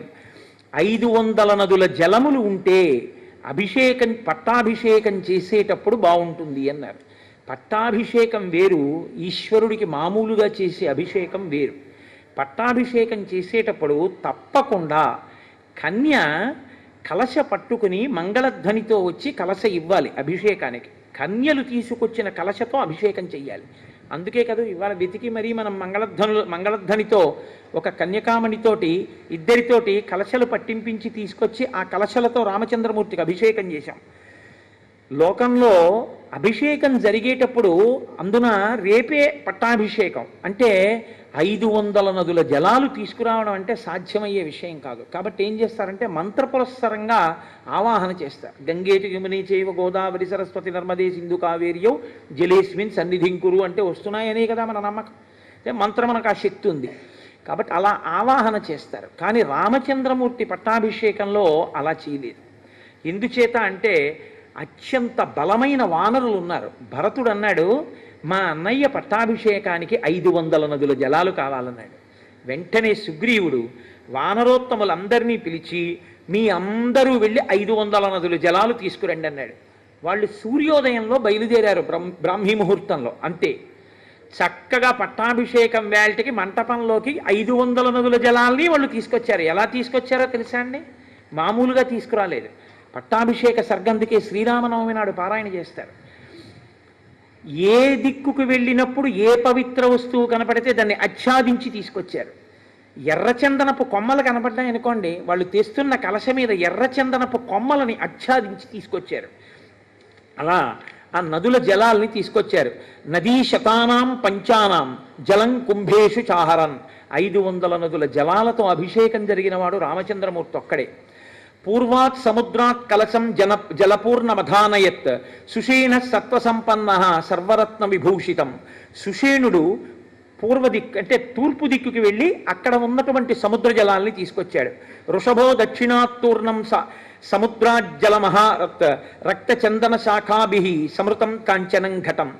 ఆయన వృషభుడు దక్షిణ దిక్కుకి వెళ్ళాడు. సముద్రాజ్జలమాహరత్ అక్కడి నుంచి ఆ దక్షిణ సముద్రంలో ఉండేటటువంటి నీళ్లు తీసుకొస్తూ దక్షిణ దిక్కున రక్తచందన వృక్షాలు ఎర్రచందన వృక్షాలు ఎక్కువగా ఉంటాయి కాబట్టి ఓ కొమ్మ ఒక దాన్ని విరిచి ఆ కలశ మీద పెట్టి పట్టుకొచ్చాడు చక్కగా. గవయ పశ్చిమాత్తోయం అజహార మహార్ణవాత్ రత్నకుంభేన మహతా శీతం మారుత విక్రమ. గవయుడు పశ్చిమ దిక్కుకు వెళ్ళి అక్కడ ఉండేటటువంటి చల్లటి సముద్ర జలాల్ని తీసుకొచ్చాడు. ఉత్తరాచ్య జలం శీఘ్రం గరుడానిల విక్రమ ఆజహార సధర్మాత్మా నిల సర్వ గుణాన్విత. హనుమ 500 నదుల జలాలు తీసుకొచ్చేటప్పుడు గబగబా వెళ్ళి నీళ్లు పట్టుకొచ్చారు. మళ్ళీ ఆయనే ఉత్తర దిక్కుకు వెళ్ళి ఉత్తర దిక్కున ఉన్నటువంటి సముద్ర జలాల్ని కూడా తీసుకొచ్చారు. ఇప్పుడు చక్కగా 4 వైపులా ఉన్నటువంటి సముద్ర జలాలు 500 నదీ జలాలు తీసుకొచ్చి అక్కడ పెట్టారు. మహాత్ములైనటువంటి ఋషులు వచ్చారు. వశిష్ఠో వామదేవశ్చ జాబాలి రథకాశ్యప కాత్యాయన సుయజ్ఞశ్చ గౌతమో విజయస్తథా. అక్కడకు వచ్చినటువంటి వాళ్ళు వశిష్ఠుడు, వామదేవుడు, జాబాలి, కాశ్యపుడు, కాత్యాయనుడు, సుయజ్ఞుడు, గౌతముడు, విజయుడు మొదలైనటువంటి మహర్షులు వచ్చారు. అభ్యసించన్ నరం వ్యాఘ్రం ప్రసన్నేన సుగంధిన సలిలేన సహస్రాక్షం వసవో వసవం యథా. ఆయనని ఆ కలశల యందు ఓషధీరసములను నింపారు. నేను నిన్న అందుకే ఓషధీరసములను వెయ్యండి అని ఇవాళ ఓషధీరసాలతో అభిషేకం చేశాం. పట్టాభిషేకంలో తప్పకుండా ఓషధీరసములను వాడాలని. పట్టాభిషేకము అంటే యథార్థానికి ఆ అభిషేకమే, ఆ అభిషేకానికే అంత శక్తి. కాబట్టి ఇప్పుడు ఆ పట్టాభిషేకం చేశారట రామచంద్రమూర్తికి, అంతే లోకం అంతా చల్లబడిపోయింది అన్నారు. ఒక్కసారి చల్లబడిపోయింది. అంటే ఆ రామచంద్రమూర్తి యొక్క శక్తి అటువంటిది. పట్టాభిషేకం జరిగితే రాజారాముడైన, కాబట్టి ఆయన రాజారాముడు కాగానే లోకమంతా చల్లబడిపోయింది. అందరి మనసులు ప్రసన్నమైపోయి బ్రహ్మణా నిర్మితం పూర్వం కిరీటం రత్నశోభితం అభిషిక్త పురాయేన అనుక్తం దీప్త తేజసం. అప్పుడు కిరీటములను తీసుకొచ్చి ఒక వేది మీద ఉంచారు మొట్టమొదట. ఇదే మకుటధారణ సర్గ అంటారు. ఈ సర్గనే పట్టాభిషేక సర్గనే మకుటధారణ సర్గ అని కూడా పిలుస్తారు. ఇది యథార్థంగా ఏమిటంటే శ్రీరామనవమి నాడు కళ్యాణం చేయడం ఎంత అవసరమో మకుటధారణ సర్గ పారాయణ చేయడం అంత అవసరం. ఆ రోజు ఉదయమే అందరూ కలిసి దేవాలయంలో కూర్చుని రామనామం ప్రారంభం చేస్తారు. ప్రారంభం చేసి సాయంకాలం వరకు చక్కగా రామనామం చేసి పట్టాభిషేక సర్గని మకుటధారణ సర్గని పారాయణ చేసి స్వామివారి కిరీటాన్ని మానసికంగా చూస్తారు. ఎందుకంటే కిరీటం మీ ఎదురుగుండా వచ్చి ఉండదు కదా. ఆ మకుటధారణ సర్గ చదివేటప్పుడు కేవలం మనసుతో చూడమని చెప్తారు. మనసుతో చూసి ఈ కిరీటధారణ సర్గకి సంబంధించినటువంటి 3 శ్లోకాలు ఉంటాయి.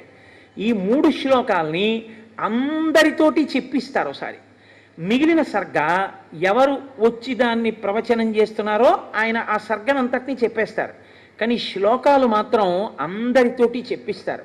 మహానుభావుడు పరమాచార్య స్వామి వారు శరీరంతో ఉన్న రోజుల్లో వారు ఎక్కడ ఉంటే అక్కడ శ్రీరామనవమి నాడు అలా చేయిస్తుండేవారు. ఈ సంవత్సరం కాకినాడ పట్టణం అయ్యప్ప స్వామి దేవాలయంలో మేము అలా చేసి సాయంకాలం మకుటధారణ సర్గ పారాయణ చేశాం. దాని అనుగ్రహమో ఏమో ఇత పూర్వం పట్టాభిషేకం చెప్పడం జరిగింది. కానీ ఎక్కడా కూడా నిజంగా ఆ రోజు రామచంద్రమూర్తి, లక్ష్మణస్వామి, సీతమ్మ తల్లి, హనుమ అంటే భరతుడికి యువరాజ్య పట్టాభిషేకం చేశారు కాబట్టి భరతుడు అని చెప్పవలసి ఉంటుంది కిరీటధారణకి. ఆ నలుగురికి ధారణ చేయించేటటువంటి కిరీటములు ఏమున్నాయో, లేకపోతే రాముడు పెట్టుకోవలసిన ప్రధానమైన కిరీటం ఏముందో ఆ కిరీటాన్ని చూస్తూ ఆ శ్లోకాలు చెప్పడం అనేటటువంటిది ఇప్పటి వరకు ఎప్పుడూ చెయ్యడం జరగలేదు. ఎందుకంటే అలా కిరీటం తీసుకొచ్చి పెట్టి చేయడం కుదరదు కనుక. కానీ ఇవాళ మొట్టమొదటిసారిగా నిజంగా పట్టాభిషేక సర్గవేల్టికి యథార్థంగా అలాగే వేదిక మీదకి తీసుకొచ్చి ఆ కిరీటములను అక్కడ పెట్టి మకుటధారణ సర్గ చెప్తూ మీ అందరితోటి శ్లోకాలు చెప్పించేటటువంటి అదృష్టాన్ని రామచంద్రమూర్తి ఇవాళ కృప చేశారు. కాబట్టి వాల్మీకి మహర్షి అంటారు, బ్రహ్మణా నిర్మితం పూర్వం కిరీటం రత్నశోభితం. రత్నముల చేత శోభించేటటువంటి ఆ కిరీటము చతుర్ముఖ బ్రహ్మగారి చేత నిర్మింపబడినటువంటి కిరీటము. తస్యాన్వమాయే రాజానః క్రమాద్యేనాభిషేచితాః సభాయాం హేమక్లుప్తాయాం శోభితాయాం మహాధనైః. అనేక మంది జనులతో శోభిస్తూ రత్నములతో వజ్రములతో శోభిస్తున్నటువంటి ఆ వేదిక మీద రామచంద్రమూర్తికి ధారణ చేయించేటటువంటి ఆ కిరీటాన్ని తీసుకొచ్చి అక్కడ పెట్టారు వశిష్ఠ మహర్షి.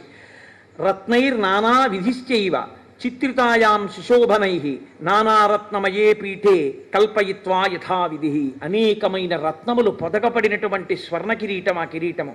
కిరీటేన తతఃపశ్చాత్ వశిష్ఠేన మహాత్మన ఋత్విగ్భిర్భూషణైశ్చైవ సమయోక్ష్యత రాఘవః. మిగిలినటువంటి వారందరూ ఏకకంఠంతో స్వస్తివాచకం పలుకుతుండగా వశిష్ఠ మహర్షి తన చేతులతో ఆ కిరీటాన్ని రామచంద్రమూర్తి యొక్క శిరస్సు మీద అలంకరించారు. అది మకుటధారణము అంటారు. అటువంటి స్థితి రామచంద్రమూర్తి ఆ రోజున పొందారు.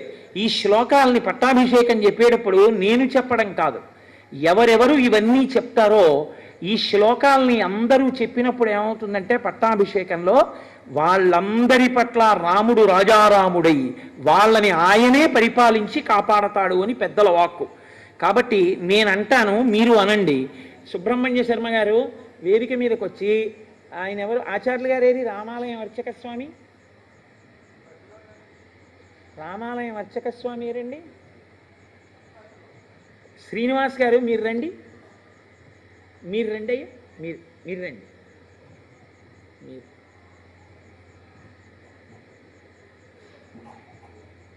మీ ముగ్గురును మీరు రండి. ఆయన మీరే రండి. మీరు నలుగురు 4 కిరీటాలు ఎత్తి పట్టుకోండి. మేము శ్లోకాలు చెప్తాను, వాళ్ళందరూ ఆ కిరీటాలు చూస్తూ చెప్తారు. అపురూపమైన అవకాశం. మళ్ళీ ఇలా వాళ్ళకి పాపం ఆ అదృష్టం కలగద్దు. 4 కిరీటాలు ఎత్తి పట్టుకోండి, చూస్తూ వాళ్ళు ఆ శ్లోకాలు చెప్తారు. అయ్యా అందరూ చెప్పండి. నేను అనుష్ఠుప్పే కాబట్టి చాలా తేలిగ్గానే ఉంటుంది, కాబట్టి మీ అందరూ కూడా అనండి. అందరికీ కనపడేటట్టుగా పట్టుకోండి ఆచార్యులు గారు. బ్రహ్మణా నిర్మితం పూర్వం కిరీటం రత్నశోభితం అభిషిక్తః పురాయేవ మనుస్తం దీప్తతేజసం. మళ్ళీ ఒక్కసారి అనండి. బ్రహ్మణా నిర్మితం పూర్వం కిరీటం రత్నశోభితం అభిషిక్త పురాయేవ మనుస్తం దీప్తతేజసం తస్యాన్వవాయే రాజానః క్రమాద్యేనాభిషేచితాః సభాయాం హేమక్లుప్తాయాం శోభితాయాం మహాధనైః రత్నైర్నానావిధిశ్చైవ చిత్రితాయాం శిశోభనైః నానారత్నమయే పీఠే కల్పయిత్వా యథావిధిః కిరీటేన తతః పశ్చాత్ వసిష్ఠేన మహాత్మనా ఋత్విగ్భిర్భూషణైశ్చైవ సమయోక్ష్యత రాఘవః. అవి అక్కడ పెట్టి అయ్యా ఆ హారాలు తీసి చూపించండి. అనేకమైన రత్నములతో కూడిన వేదిక మీద కిరీటములున్నాయి అన్నారు. పూర్ణంగా రామానుగ్రహం కలిగింది ఇవాళ. అనేక వజ్రవైఢూర్యములు, పచ్చలు, కెంపులు మొదలైనటువంటివి పొదగబడి ఇవాళ రామ లక్ష్మణులకు, ఆ హనుమకు, సీతమ్మకు అలంకరింపబడడానికి సిద్ధమై వచ్చినటువంటి అమూల్యమైనటువంటి నూతన ఆభరణములు, వాటితో రత్నములతో కూడినటువంటి వేది మీద ఆ కిరీటములు యథార్థంగా ఉన్నాయంటే పరిపూర్ణంగా రామానుగ్రహం కలిగి వేదిక అలా సిద్ధమైంది అని గుర్తు. అవి అక్కడ ఉంచి మీరు కూర్చోవచ్చు. ఇప్పుడు శత్రుఘ్నుడు స్వామికి శుభప్రదమైనటువంటి తెల్లని ఛత్రమును పట్టుకున్నాడు. సుగ్రీవుడు తెల్లని వింజామరలతో వీస్తున్నాడు. విభీషణుడు చంద్రకాంతులీనుతున్నటువంటి మరొక వింజామరని తీసుకున్నాడు. దేవేంద్రుడు వాయువు చేత అతి సుందరమైనటువంటి 100 పద్మములతో కూడినటువంటి ఒక హారాన్ని పంపించాడు. పట్టాభిషేకం జరిగినటువంటి రోజు మధ్యాహ్నం గంధర్వులు గానం చేశారు. ఇవాళ మనకి కూడా గంధర్వగానమే జరిగింది మధ్యాహ్నం. యథార్థమైనటువంటి పట్టాభిషేకం ఆనాడు అయోధ్యలో జరిగితే మళ్ళీ ఆ తర్వాత బహుశः గుంటూరులో ఇవాళే జరుగుతుంది. రామచంద్రమూర్తి ఎంతో సంతోషించారు. లోకమంతా చల్లబడిపోయింది, అందరి మనసులు చల్లబడిపోయాయి. ఎక్కడ చూసినా ఆనందమే. లక్షల సంఖ్యలో గుర్రములను, పాడియావులను, గోవులను, 100 కొలది వృషభములను బ్రాహ్మణోత్తములకు దానం చేశాడు రామచంద్రమూర్తి. 30 కోట్ల బంగారు నాణ్యములను, అమూల్యమైనటువంటి ఆభరణములను, వస్త్రములను ద్విజవరులకు పంచి ఇచ్చాడు. సుగ్రీవుడికి మణులు పొదిగినటువంటి ఒక గొప్ప హారాన్ని బహూకరించాడు. వైఢూర్యమణి చిత్రేచ వజ్రరత్న విభూషితే వాలిపుత్రాయ ధృతిమాన్ అంగదాయ అంగదే దదౌ. మంచి రత్నములు, వైఢూర్యములు, వజ్రములు పొదగబడినటువంటి అంగదములను అంటే భుజకీర్తులను అంగదుడికి ఇచ్చాడు. అందరికీ అన్నీ ఇచ్చేశాడు. సీతమ్మ తల్లికి కూడా బహుమానం చేశాడు రామచంద్రమూర్తి. ఇంతమంది ఇన్ని పుచ్చుకున్నాక మా అమ్మ సీతమ్మ మెడలోంచి ఒక ముత్యాలహారాన్ని తీసి చేత్తో పట్టుకుని ఇలా రాముడి వంక చూసింది. మాట్లాడితేనే అర్థమవుతుందా? ఆయన మనస్సు ఆవిడ దగ్గరుంది, ఆవిడ మనస్సు ఆయన దగ్గరుంది. అస్యాదేవ్యా మనస్తస్మిన్ తస్య చాస్యాం ప్రతిష్ఠితం తేనేయం సచి ధర్మాత్మ ముహూర్తం అభిజీవతి. ఒకరి మనస్సు ఒకరి దగ్గర ఉన్న దాంపత్యం ఆ దాంపత్యం. కాబట్టి వెంటనే రాముడు అన్నాడు, సీత నువ్వు ఆ హారాన్ని మెళ్ళలోంచి ఎందుకు తీశావో నాకు తెలుసు. ప్రదేహి సుభగేహారం యస్య తుష్టాసి భామిని పౌరుషం విక్రమో బుద్ధి యస్మిన్ నేతాని సర్వశః దదౌ సావాజుపుత్రాయాతం హారం అసితేక్షణ హనుమాంస్తేన హారేణ శుశుభే వనరస్సభ చంద్రాంశు జయ గౌరేణ శ్వేతాభ్రేణ యథాచల. వెంటనే ఆ తల్లి తన చేతిలో ఉన్నటువంటి ముత్యాల హారాన్ని స్వామి హనుమకి ఇచ్చింది. వెంటనే హనుమ ఆ హారాన్ని మెళ్ళో వేసుకున్నారు. చంద్రకిరణములు పడినటువంటి మేఘం ఎలా ఉంటుందో ఆయన పచ్చటి రంగులో కదండి ఉంటారు, కాంచనాద్రికమనీయ విగ్రహం. ఆ హారములు వేసుకున్నటువంటి హనుమ అలా మిరిసిపోయారు కాంతితోటి.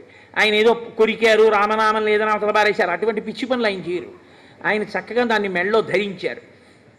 ఇప్పుడు రామచంద్రమూర్తి లక్ష్మణుడి వంక చూసి, అతిష్ట ధర్మజ్ఞ మయాస హేమాంగాం పూర్వరాజాం జుషితాం బలేన, మన పూర్వరాజులందరూ అధిష్ఠించినటువంటి ఈ సామ్రాజ్యాన్ని పరిపాలించడంలో నాతో పాటు బాధ్యత పంచుకోవడానికి, కర్తవ్యాన్ని నిర్వహించడానికి లక్ష్మణ ధర్మము తెలుసున్నవాడా, ధర్మజ్ఞ మయాస హేమాంగాం పూర్వరాజ్యాం జుషితాం బలేన, యవరాజ్యం తీసుకో అన్నాడు. అంటే అన్నయ్య నాకు నీ కైంకర్యం కావాలి, కానీ నాకన్నా పెద్దవాడు భరతుడు ఉండగా నాకెందుకన్నయ్య యవరాజ్యం, నాకొద్దు, భరతుడికి ఇమ్మన్నారు. ఎంత బతిమాలినా బుచ్చుకోలేదు. ఏమో 14 ఏళ్ళు అరణ్యవాసం చేశాడు, అన్నయ్య నన్ను అడగలేదనుకుంటాడేమోనని ధర్మం తెలుసున్నవాడా అని అడిగాడు. ధర్మం తెలియడం అంటే అంత జాగ్రత్తగా ఉంటుంది. ధర్మం తెలిసి ఉండడం అంటే పెద్దలు ఉన్నప్పుడు అంత జాగ్రత్తగా ప్రవర్తించాలి, ప్రవర్తించకపోతే దోషం వస్తుంది అందులో. కాబట్టి ఇప్పుడు వెంటనే నేను తీసుకోనన్నయ్య, భరతుడు పెద్దవాడు, ఆయనకి ఇమ్మన్నారు. భరతుడికి యవరాజ్య పట్టాభిషేకం చేశారు. సపర్యదేవన్ విధవ నచ వ్యాళకృతం భయం నవ్యాధిజం భయం వాపి రామే రాజ్యం ప్రశాసతి. మహానుభావుడైనటువంటి రామచంద్రమూర్తి పట్టాభిషేకం జరిగిన తరువాత 11,000 సంవత్సరములు ఈ భూమండలాన్ని ఆయన ఇచ్చిన మాట ప్రకారం పరిపాలన చేశారు. పౌండరీకము, అశ్వమేధము, వాజపేయము, ఇతరమైనటువంటి అనేక యజ్ఞయాగాది క్రతువుల్ని చేశారు. ఆయన రాజ్యం చేస్తున్నటువంటి కాలంలో ఏ స్త్రీ కూడా విధవ అవడం అనేటటువంటిది లేదు. ఎవరికీ కూడా క్రూర సర్పముల వలన కానీ క్రూర మృగాల వలన కానీ భయం కలగలేదు. ఎవరికీ ఎన్నడూ ఏదీ రోగం కలగలేదు. అటువంటి రీతిలో ధర్మాత్ముడై రాముడు రాజ్యాన్ని పరిపాలించాడు. నచస్మ వృద్ధా బాలానాం ప్రేత కార్యాన్ని కుర్వతే. ఎన్నడూ కూడా రామరాజ్యంలో చిన్నపిల్లవాడికి అంతకన్నా పెద్దవాడు ప్రేతకార్యం చెయ్యడం, అంటే పిల్లవాడు మరణిస్తే పెద్దవాళ్ళు అంత్యేష్టి సంస్కారం చెయ్యడం అన్నది ఎన్నడూ జరగలేదు. అంటే పిల్లలందరూ చక్కగా వృద్ధిలోకి వస్తుంటే పెద్దవాళ్ళు చూసి సంతోషించారు. ఆసన్ వర్ష సహస్రాణి తథా పుత్ర సహస్రిణ నిరామయా విశోకాశ్చ రామే రాజ్యం ప్రశాసతి. అక్కడ ఉన్నటువంటి ప్రజలందరూ కూడా చక్కగా 3 తరాల్ని చూసి ఒక్కొక్కళ్ళకి బోరెంతమంది కొడుకులు, కూతుళ్ళు, కోడళ్ళు, అల్లుళ్ళు, మనవలు, మళ్ళీ ఆ మనవలకి పెళ్ళిళ్ళై మునిమనవలకి పెళ్ళిళ్ళై వాళ్ళ పిల్లలు, ఇంతమందితో ఒక్కొక్క కుటుంబంలో బాలసారి జరిగితే వాళ్ళ ఇంటికి వచ్చిన వాళ్ళ బంధువులే చాలు. వీళ్ళు మళ్ళీ వీళ్ళ వియ్యాలారు, ఆ వియ్యాలారు తాలూకా బంధువులు, ఇంతమంది కలిసి ఎంతో సంతోషంగా ఎక్కడ చూసినా రామో రామో రామ ఇతి ప్రజానాం అభవన్ కథాః రామభూతం జగదభూత్ రామే రాజ్యం ప్రశాసతి. రాముడు రాజ్యం చేస్తున్న రోజుల్లో ఎవరి నోట విన్నా ఒక్కటే మాట, రామా రామా రామ, ఇది తప్ప ఇంకొక మాట లేదు. అంతటి ధార్మికుడై మహానుభావుడు అంత గొప్పగా రాజ్యం చేశాడు. వృక్షములన్నీ కూడా లావైనటువంటి బోధులతో చక్కగా పుష్పిస్తూ ఫలిస్తూ జనులకు కావలసినటువంటివన్నీ సమకూర్చాయి. అన్ని వర్ణముల వారు దురాశ లేని వారై ఎవరి ధర్మాన్ని వారు అనుష్ఠిస్తూ సంతృప్తితో జీవించారు. 10 వర్ష సహస్రాణి 10 వర్ష శతాని చ భ్రాతృభి సహిత శ్రీమాన్ రామో రాజ్యం అకారయత్. 11,000 సంవత్సరములు తన తమ్ముళ్ళైనటువంటి లక్ష్మణ భరత శత్రుఘ్నులతో కలిసి రామచంద్రమూర్తి ఈ రాజ్యాన్ని చేశారు. ఆది కావ్యం ఇదం త్వార్షం పురా వాల్మీకినా కృతం ఎప్పటే శృణుయాల్లోకే నర పాపాద్ విముచ్యతే. ఆర్షము పరమ సత్యము, ఇందులో ఒక్క అక్షరము కల్పితము కాదు, యథార్థముగా జరిగిన గాథ. చతుర్ముఖ బ్రహ్మగారి యొక్క వరంచేత వాల్మీకి మహర్షి ఆచమనం చేసి కూర్చుని ఘంటం పట్టుకుంటే ఆ రామాయణ కాలంలో ఉన్నటువంటి వ్యక్తులు, రాక్షసులు, స్త్రీలు అందరూ చేసినటువంటి పనులతో పాటు వాళ్ళ మనస్సుల్లో కదిలిన ఊహలు కూడా వాల్మీకి మహర్షికి ప్రచోదనమయ్యాయి. ఆనాడు వాల్మీకి మహర్షి బ్రహ్మగారి వరంతో అన్నిటినీ తెలుసుకుని రచించినటువంటి కావ్యము తప్ప కేవలముగా కాల్పనికమైనటువంటి కథతో కూడుకున్నటువంటిది కాదు, యథార్థముగా జరిగిన కథ రామకథ. కాబట్టి ఇది ఆది కావ్యము. భార్య భర్తతో మాట్లాడితే ఎంత మధురంగా ఉంటుందో అటువంటి భాషలో చెప్పబడిన కావ్యము, సర్వధర్మములు పొదగబడినటువంటి కావ్యము. ఈ కావ్యాన్ని ఎవరు వింటున్నారో పుత్రకామస్తు పుత్రాన్వై ధనకామో ధనానిచ లభతే మనుజోలోకే శ్రుత్వా రామాభిషేచనం. ఎవరు ప్రత్యేకించి రామచంద్రమూర్తి యొక్క పట్టాభిషేకాన్ని చూస్తున్నారో, పట్టాభిషేకంలో పాల్గొంటున్నారో, రాజారాముడిగా కూర్చున్నటువంటి రోజున జరుగుతున్నటువంటి పూజా సభలో ఉంటారో, ఎవరెవరు సంపూర్ణంగా రామాయణాన్నంతటినీ పరమ సంతోషంతో చెబుతున్నటువంటి వ్యక్తి కన్నా కింది స్థానంలో కూర్చుని పరమ మర్యాదతో నమ్మకంతో కూడిన బుద్ధితో నమస్కరిస్తూ వింటారో అటువంటి వారికి పుత్రకామస్తు పుత్రాన్వై, అటువంటి వారికి కొడుకులు కావాలంటే కొడుకులు కలుగుతారు. ధనకామో ధనానిచ, ధనం కావాలి అంటే ధనం కలుగుతుంది. మహీం విజయితే రాజా, ఈ భూమండలాన్ని గెలవాలి అని రాజులు అనుకుంటే రామాయణాన్ని వింటే వాళ్ళు భూమండలాన్ని గెలుస్తారు. రిపుంశ్చాప్యధితిష్టతి, శత్రువుల్ని గెలుస్తారు. రాఘవేణ యథామాత సుమిత్రా లక్ష్మణేన చ భరతేనేవ కైకేయీ జీవపుత్రాస్తథా స్త్రియః భవిష్యంతి సదానంద పుత్ర పౌత్ర సమన్వితాః. కౌసల్య, సుమిత్ర, కైకేయి ఎలా కొడుకులతో చక్కగా కొడుకులు బ్రతికుండగా ఆ కొడుకుల్ని చూసి సంతోషించి ప్రయోజకులైన కొడుకులని తల్లి సంతోషించిందో అలా రామాయణాన్ని పఠనం చేసినటువంటి వాళ్ళందరికీ కూడా బిడ్డలు ప్రయోజకులై ఆ తల్లులు ఆనందాన్ని పొందుతారు. శ్రుత్వా రామాయణమిదం దీర్ఘమాయుశ్చ విందతి రామస్య విజయం చైవ సర్వం అక్లిష్టకర్మణః. ఎవరు హేళగా పనులు చేయగలిగినటువంటి రామచంద్రమూర్తి యొక్క వైభవంతో కూడిన ఈ రామాయణాన్ని, సంపూర్ణ రామాయణాన్ని వింటున్నారో అటువంటి వారు దీర్ఘాయుర్దాయాన్ని పొందుతారు. సమాగమం ప్రవాసాంతే లభతే చాపి బాంధవై ప్రార్థితాంశ్చ వరాన్ సర్వాన్ ప్రాప్నుయాదిహ రాఘవాత్. ఎవరు ఈ రామాయణాన్ని వింటున్నారో అటువంటి వారికి దూరదేశంలో ఉన్నటువంటి వారితో సమాగమం సిద్ధిస్తుంది. వారు తొందరలో తమకి అత్యంత ప్రాణప్రియులైన వారు ఎవరున్నారో వాళ్ళని కలుసుకుంటారు, కలుసుకుని సంతోషాన్ని పొందుతారు. శ్రవణేన సురాహ సర్వే ప్రియంతే శృణ్వతాం వినాయకాశ్చ శామ్యంతి గృహే తిష్టంతి యస్య వై. ఎవరైతే ఈ రామాయణాన్ని వింటున్నారో అటువంటి వారి ఎడల దేవతలందరూ ప్రసన్నులవుతారు. అటువంటి వారి ఎడల ఏవైతే ఉగ్రమైనటువంటి భూతములు ఉన్నాయో అవన్నీ కూడా ఉపశాంతి పొందుతాయి. అరిష్టమైనటువంటి గ్రహములు తాము ఇచ్చేటటువంటి ఫలితములు ఏ ఉంటాయో ఆ ఫలితములు ఇవ్వకుండా ఆపు చేసి వాళ్ళు అభ్యున్నతిని పొందుతారు. విజయేత మహీం రాజా ప్రవాసీ స్వస్తిమాన్ వ్రజేత్ స్త్రియా రజస్వలాహ శ్రుత్వా పుత్రాన్ సూయురనుత్తమాం. రజస్వలైనటువంటి స్త్రీ ఈ రామాయణాన్ని వింటే, అంటే ఇంకా బిడ్డలు పుట్టవలసినటువంటి స్త్రీ, వివాహమైనటువంటి ఆమె ఈ రామాయణ కావ్యాన్ని వింటే చాలా ఉత్తమమైనటువంటి సంతానాన్ని పొందుతుంది. పూజయంశ్చ పటేశ్చేమం ఇతిహాసం పురాతనం సర్వ పాపాత్ ప్రముచ్యేత దీర్ఘమాయురవాప్నుయాత్. ఎవరైతే ఈ శ్రీరామాయణ కావ్యాన్ని వింటున్నారో వాళ్ళకి అన్ని కోర్కెలు నెరవేరుతాయి. ఎవరికి ఏ కోర్కె తీరాలో, ఏ అభ్యున్నతిని పొందాలో ఆ అభ్యున్నతి వాళ్ళకి కలుగుతుంది. అభ్యున్నతి కలగడం కాదండి, మీకు నేను ఒక యథార్థం చెప్తున్నాను. శ్రీరామాయణం వింటుండగా చేయవలసిన సంస్కారం చేయబడకపోతే ఆ సంస్కారము సశాస్త్రీయముగా చేయబడినది అవుతుంది. షష్ఠి పూర్తి చేసుకోవలసిన వాడు చేసుకోలేదనుకోండి, సంపూర్ణ రామాయణాన్ని వింటే వాడు షష్ఠి పూర్తి సశాస్త్రీయంగా చేసుకున్నట్టే. ఎవరు ఏ సంస్కారములను పొందాలో ఆ కాలంలో ఆ సంస్కారములను పొందకపోయినా రామాయణాన్ని విన్నటువంటి వాళ్ళకే ఆ సంస్కారములు పొందినటువంటి ఫలితాన్ని ఈశ్వరుడు వాళ్ళ ఖాతాలో వేస్తాడు. శ్రీరామాయణానికి అంత శక్తి ఉంది. అందుకే రామాయణం చెప్దామన్నా రామాయణం విందామన్నా అంత తేలిక కాదు. సీతారామచంద్ర ప్రభువు యొక్క పరిపూర్ణమైనటువంటి అనుగ్రహం ఉంటే తప్ప రామాయణం చెప్పడమూ కుదరదు, రామాయణం వినడమూ కుదరదు. నేను మీకు ఒక యథార్థం మనవి చేస్తున్నాను ఇవాళ. నేను చెప్తున్నటువంటి ఈ రామాయణం, నేను చేస్తున్న ఈ ప్రసంగాలు ఒక 15 రోజుల క్రితం నేను ఆపు చేసేసి నేను వెనక్కి వెళ్ళిపోవాలి. అంత పెద్ద ప్రమాదం ఒకటి వచ్చేసింది నాకు, అశౌచమే వచ్చేస్తుంది. అంత పెద్ద ప్రమాదం ఒకటి ఏర్పడింది. కానీ రామానుగ్రహం ఉంది, నా తల్లి సీతమ్మ తల్లి అనుగ్రహం ఉంది.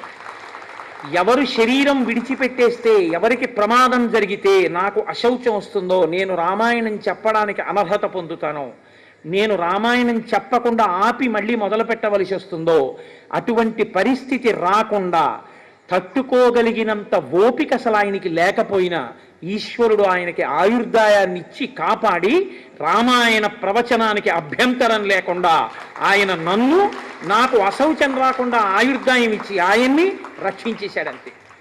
అంటే శ్రీరామాయణం ఎంత శక్తివంతమో, రామాయణాన్ని నమ్మి మొదలు పెడితే రామచంద్రమూర్తి అనుగ్రహం ఎంత పరిపూర్ణంగా ఉంటుందనడానికి ఇదే తార్కాణం.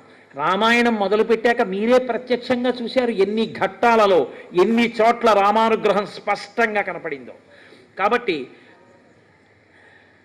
పూజయంశ్చ పటేశ్చేమం ఇతిహాసం పురాతనం సర్వపాపాత్ ప్రముచ్యేత దీర్ఘమాయురవాప్నుయాత్.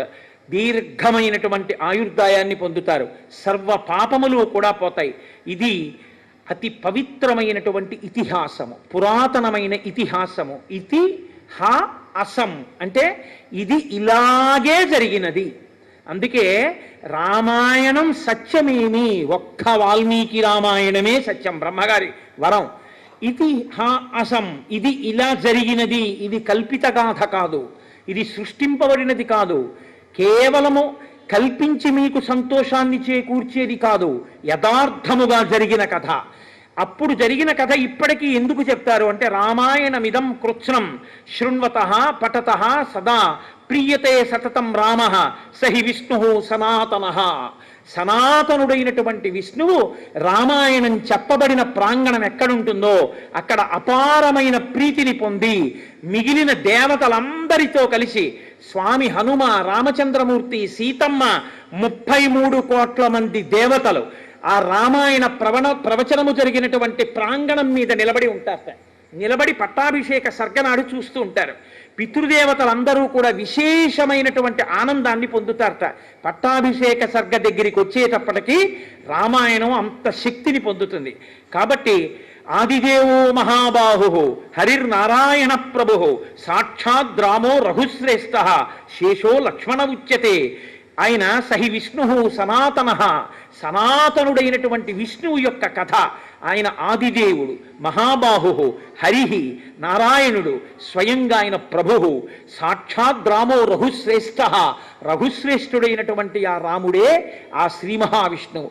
ఎక్కడెక్కడ రామాయణం చెప్పబడుతుందో అక్కడ ఇప్పటికీ పట్టాభిషేక సర్గనాడు దేవతలందరూ వచ్చి నిలబడవలసిందే. ఎందుకు వస్తారోట తెలుసా అండి? పట్టాభిషేకం జరిగిన నాడు దేవతలందరూ సంతోషిస్తారట ఆ ప్రాంగణానికి వచ్చి. పితృదేవతలు కూడా తీసుకొచ్చి నిలబెడతారు అంటారు. నేను కొన్ని వ్యాఖ్యానాల్లో చూశాను. పితృదేవతలందరినీ ఎక్కడ రామాయణం చెప్తారో, ఎక్కడ రామాయణం చదువుతారో, ఎక్కడ రామాయణం వింటారో శ్రద్ధతో అక్కడ పితృదేవతలందరినీ తీసుకొస్తారట. ఇదిగోరా మీ వాడు అత్యంత భక్తి శ్రద్ధలతో సంపూర్ణ రామాయణాన్ని దోషిని ఒగ్గి విన్నాడు, వినయంతో నమస్కరించి విన్నాడు, నమ్మి విన్నాడు. వాడు విన్నందుకు ఆ వంశంలో పుట్టాడు కాబట్టి మిమ్మల్ని అందరినీ స్వర్గలోకానికి పంపిస్తున్నామని పూర్వ పితృదేవతలందరినీ స్వర్గానికి పంపిస్తారట. నా కడుపున ఇటువంటి వాడొకడు పుట్టాడు, వీడి వల్ల మేము స్వర్గానికి ఎడుతున్నామని ఆ పితృదేవతలందరూ గొప్ప ఆనందాన్ని పొందుతారట. అంత గొప్ప కావ్యం శ్రీరామాయణ కావ్యం. కుటుంబ వృద్ధిం ధనధాన్య వృద్ధిం స్త్రియశ్చ ముఖ్యాః సుఖముత్తమంచ శ్రుత్వా శుభం కావ్యమిదం మహార్థం ప్రాప్నోతి సర్వాం భువిచార్థ సిద్ధం ఆయుష్యమారోగ్యకరం యశస్వం సౌభ్రాతృకం బుద్ధికరం సుఖంచ శ్రోతవ్యమేతన్ నియమేన సద్భిః ఆఖ్యానమోజస్కరమృద్ధికామైః. ఈ శ్రీరామాయణాన్ని ఎవరు వింటారో అక్కడ కుటుంబ వృద్ధి, చక్కగా విన్నటువంటి వాళ్ళకే కాదు, వాళ్ళ కుటుంబం అంతా కూడా వృద్ధిలోకి వస్తుంది. ఆ కుటుంబంలో ఉన్న వాళ్ళందరూ కూడా సుఖశాంతులు పొందుతారు. ఒక్కడు రామాయణం విన్నాడు అనుకోండి కుటుంబంలో, ఆ కుటుంబంలో ఉన్న వాళ్ళందరూ మంచి వార్తలు వింటారు, గొప్ప గొప్ప బిడ్డలు పుడతారు, గొప్ప గొప్ప సంతోషాన్ని పొందుతారు. అన్నీ కలిసి వస్తాయి ఈశ్వరానుగ్రహంతో. ధనధాన్య వృద్ధి పొందుతుంది. స్త్రియశ్చ ముఖ్యాః సుఖముత్తమంచ, చక్కటి సుఖాన్ని పొందుతారు. శ్రుత్వా శుభం కావ్యమిదం మహార్థం, ఈ రామాయణ కావ్యాన్ని వినడం చేత ఆయుష్యము, ఆరోగ్యము, కీర్తి, బుద్ధి, సుఖము అన్నిటినీ కూడా శ్రీరామాయణము ఇవ్వగలదు. ఇది సత్యం సత్యం పునఃసత్యం. అందుకే నరులు ఉన్నంతకాలం, ఈ లోకం ఉన్నంతకాలం రామాయణం ఉండాలి. రామాయణం ఎంతకాలం చెప్పబడుతుందో, రామాయణం ఎంతకాలం వింటారో అంతకాలము నరులకు అభ్యున్నతి, నరుడు నరుడిగా బతకడం చేతనవుతుంది అని బ్రహ్మగారు వాల్మీకి మహర్షిని ఆదేశించి, పరమ కరుణార్ద్ర హృదయుడు కనుక వాల్మీకి మహర్షి చేత ఈ రామాయణ కావ్యాన్ని రచింపచేసి మనకు అందించారు మహానుభావుడు. కాబట్టి ఈ శ్రీరామాయణాన్ని విన్నవాళ్ళు ఎవరున్నారో వాళ్ళందరూ ఒక మాట అనాలి అంటారు. ఎందుకంటే తపశ్శక్తి కలిగిన వాళ్ళకైతే ఖచ్చితంగా కనపడతారు.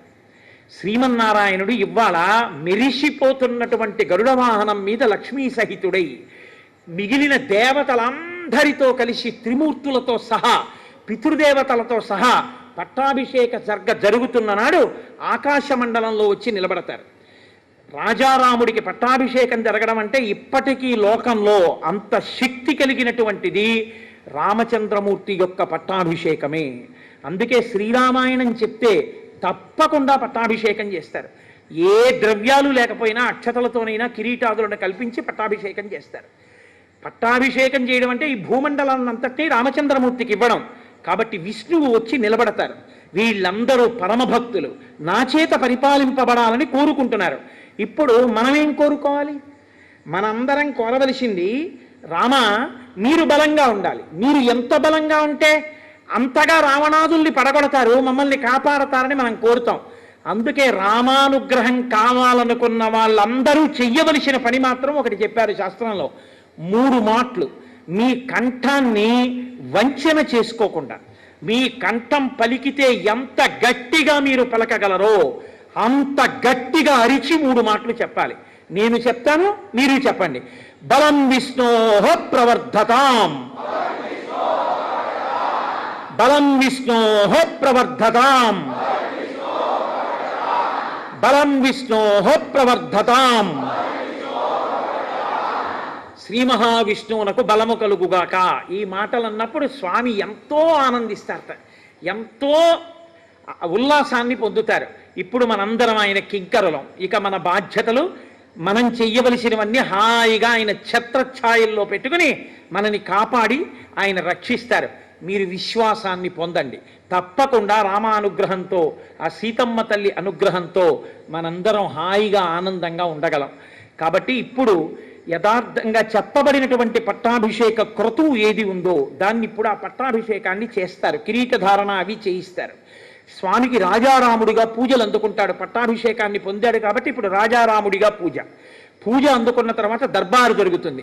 ఇవాళ కొద్దిగా వేళ దాటినా దయచేసి ఎవ్వరూ వెళ్లకుండా అందరూ కూడా ఈ పట్టాభిషేకాన్ని చూడవలసిందిగా మనవి చేస్తూ, 42 రోజుల పాటు నాకేమీ చేత కాకపోయినా, గట్టిగా ఒక్క శ్లోకం చదవడం నాకు రాకపోయినా, మీ అంత బాగా రామా రామా రామా అండం 3 మాటలు కూడా నాకేమీ తెలియకపోయినా, పోన్లే పాపం ఏదో చెప్తున్నాడు కదా, వాడు చెప్తే మనం వింటే వాడు సంతోషిస్తాడని మీకు అన్నీ తెలిసున్నా, ఏమీ తెలియని వాళ్ళల్లా మీ అందరూ కూర్చుని విని శ్రీరామాయణం చెప్పుకునేటటువంటి మహద్భాగ్యాన్ని నాకు ఇచ్చినందుకు మీ అందరికీ నా యొక్క కృతజ్ఞతలను ఆవిష్కరిస్తూ, మీ అందరికీ ఆ లక్ష్మణ భరత శత్రుఘ్న హనుమత్ సమేత శ్రీ సీతారామచంద్ర ప్రభు యొక్క పరిపూర్ణమైనటువంటి అనుగ్రహ ఆశీస్సులు కలగాని అని సాంజలిబంధకంగా సీతారామచంద్రమూర్తి యొక్క పాదార విందములకు నమస్కరిస్తూ ఇవాల్టితో ఈ శ్రీరామాయణ ప్రవచనాన్ని పూర్తి చేసి నేను ఆకాశగంగ యందు అవబృత స్నానమే ఆచరించాను. 42 రోజులు రామచంద్ర ప్రభువు నా చేత దీక్ష చేయించాడు. అంత సుదీర్ఘమైన దీక్ష నడవాలంటే మాటలు కాదు, ఈశ్వరానుగ్రహం ఉండాలి. తపస్సు చేయించాడు. చేయించి ఇవాళ నాకు ఇప్పుడు అన్నీ ఉన్నవాడికి ఇవ్వడం గొప్ప కాదు, ఒక చేతకాని వాడికి ఇవ్వడమే గొప్ప. ఎక్కడ పల్ల ఉంటుందో అక్కడెక్కడ నీరెడుతుంది. చేతకాని వాడిని ఉద్ధరిస్తేనే ఆయన ప్రభు. కాబట్టి నన్నించుకున్నాడు. ఈ చేతకాని వాడితో రామాయణం చెప్పించి వీడే చెప్పాడంటే ఎవరు చెప్పలేరు. శ్రద్ధ ఉంటే ఎవరైనా చెప్పగలరని లోకాలకి నిరూపించాలని నా చేత ఇంత కైంకర్యం అందుకుని నా చేత ఇంత ఆనందాన్ని పొంది నా జీవితంలో రెండో మాట సంపూర్ణ రామాయణ ప్రవచనాన్ని పూర్తి చెయ్యగలిగాను అని నాకు ఎంత సంతోషంగా ఉందో. దీని ముందు నాకు నిజంగా గజారోహణం చేయించిన, నాకు గండ పెండేరం వేసిన, నాకు సింహతలాటం వేసిన అది దిగదుడిపి. నాకు కావలసింది నేను బతికున్న నాళ్ళు, నా ఆఖరి ఊపిరి విడిచిపెట్టేసేంత వరకు నా స్వామి కథ నేను ఇలా చెప్పుకుని, నేను ఇలా భగవంతుని కథ చెప్పుకుంటూ ఉండగా నా ఊపిరి ఆగిపోతే అంతకన్నా నాకు జీవితంలో కావలసింది ఇంకొకటి ఏదీ లేదు. త్రికరణ శుద్ధిగా నేను ఈశ్వరుణ్ణి కోరుకున్నది అదొక్కటి. ఇవాళ కూడా నేను రామాయణ ప్రవచనం పూర్తి చేస్తూ రామాయణ కావ్యం మీద నా రెండు చేతులుంచి స్వామి పట్టాభిషేకంలో ఆయన పాదాల దగ్గర నేను కోరుకున్న కోరిక అంటూ ఏమైనా ఉంటే అదొక్కటి. కాబట్టి రామచంద్రమూర్తికి నా పరిపూర్ణ హృదయంతో ఆయనకి నమస్సుమాంజలను అర్పిస్తూ మనం పెట్టుకున్నటువంటి ఆచారాన్ని చక్కగా ఇవాళ కూడా పాటించి 11 మాటలు రామనామం చెప్దాం. ఆ తర్వాత మీరు నన్ను భరించవలసినటువంటి అవసరం ఇక ఉండదు. ఎందుకంటే నేను ఇక మిమ్మల్ని వేధించాను. ఉపన్యాసం చెప్పి మీరు కొన్నాళ్ళు విశ్రాంతి పొందవచ్చు. ఆ తర్వాత మళ్ళీ ఎప్పుడో వస్తే వస్తాను. కాబట్టి 11 మాటలు రామనామం చెప్పుకుందాం.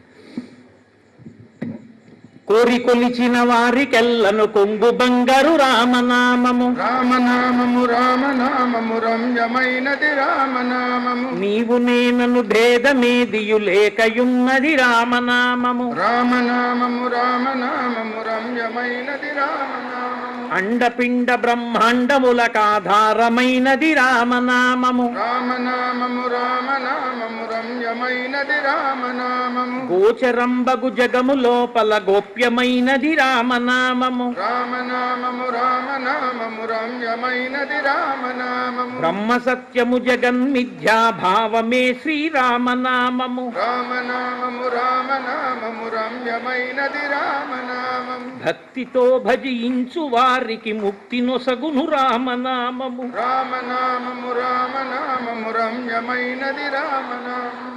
రాకడయు పోకడయు లేనిది రమ్యమైనది రామనామము, రామనామము రామనామము రమ్యమైనది రామనామము.